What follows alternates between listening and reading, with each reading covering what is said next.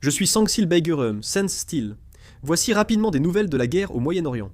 À Isfahan, des avions de chasse américains ont été repérés. Selon l'agence Tasnim, au moins 153 établissements médicaux iraniens ont été touchés par les frappes aériennes américaines et israéliennes.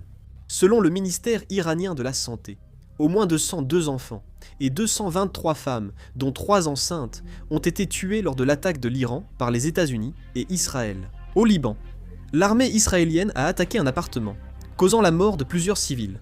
À Bahreïn, une énorme colonne de fumée s'élève de la base aérienne d'Isa. Le corps des gardiens de la révolution islamique d'Iran a menacé de tuer le premier ministre Netanyahou. 20 personnes ont été arrêtées dans le nord-ouest de l'Iran pour tentative de coopération avec Israël, selon le bureau du procureur d'Azerbaïdjan occidental cité par Tasnim.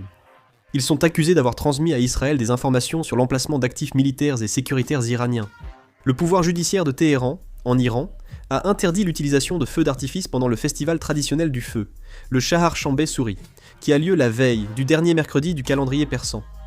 La raison invoquée est que les feux d'artifice pourraient être confondus avec des frappes aériennes. Le ministre iranien des Affaires étrangères, Abbas Araghchi, a affirmé que la fin de la guerre exigeait l'assurance contre toute nouvelle attaque et le versement d'indemnités pour les dommages subis.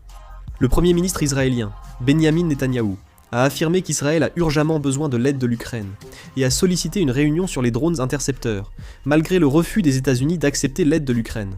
Le président libanais Michel Aoun a proposé des négociations directes et évoqué une normalisation avec Israël, qui a répondu qu'il était trop tard.